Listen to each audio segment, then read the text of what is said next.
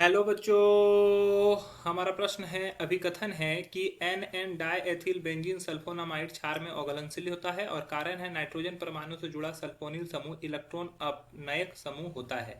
5 option है, 5 में से कौन सा सही उत्तर होगा उसको हमें समझना है। चलिए समझते हैं इस प्रश्न को।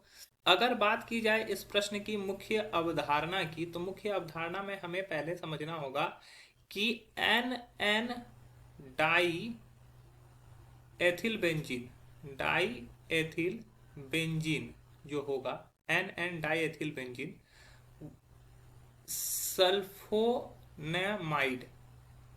ये किस तरह से दिखता है।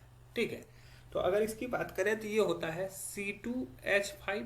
ठीक है, उसके बाद हमारा होता है N, फिर होता है हमारा C2H5, मतलब कि एन एन डाई एथिल हो गया, ये एन पे इथाइल जुड़ा हुआ है, ये एन पे इथाइल जुड़ा हुआ है, तो एन एन डाई एथिल। और क्या दिया हुआ है, बेंजीन सल्फोनामाइड। बेंजीन सल्फोनाइड माइड का मतलब हो गया ये SO2 और इससे बेंजीन रिंग C6H5 जुड़ा हुआ है। ये हमारा हो गया N N diethyl ethyl benzene sulphonamide हो गया। ठीक है, अब इसका रिएक्शन किससे करवा देते हैं, किसी क्षार से करवा देते हैं। अगर ये क्षार से करवाते हैं तो ये रिएक्शन नहीं होता है। रिएक्शन नहीं होता है, इसका क्या कारण है, क्योंकि यहाँ पे जो नाइट्रोजन उपस्थित है ना, ये जो नाइट्रोजन है, इसके पास कोई अम्लीय हाइड्रोजन उपस्थित नहीं है। यहाँ पर अम्लीय H उपस्थित उपस्थित नहीं है। अम्लीय हाइड्रोजन उपस्थित नहीं होने की वजह से ये रिएक्शन नहीं करता है, और ये जो स्टेटमेंट दिया हुआ है कि क्षार में अघुलनशील होता है, ये बिल्कुल सही दिया हुआ है। अब हम लोग बात करते हैं अपने कारण की।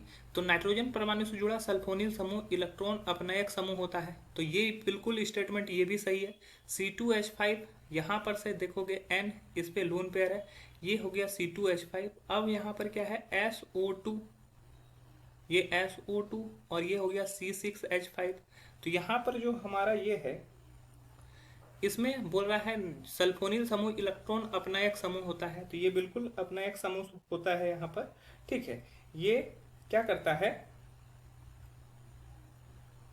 इलेक्ट्रॉन खींचने वाला समूह होता है। ठीक है, SO जो होता है इलेक्ट्रॉन खींचने वाला समूह होता है, इलेक्ट्रॉन खींचने वाला समूह, या बोल सकते हो इलेक्ट्रॉन अपनयक समूह। इसी को इलेक्ट्रॉन अपनयक समूह बोलते हैं। तो ये स्टेटमेंट भी सही है, लेकिन ये स्टेटमेंट हमारे अभिकथन की सही व्याख्या नहीं करता है।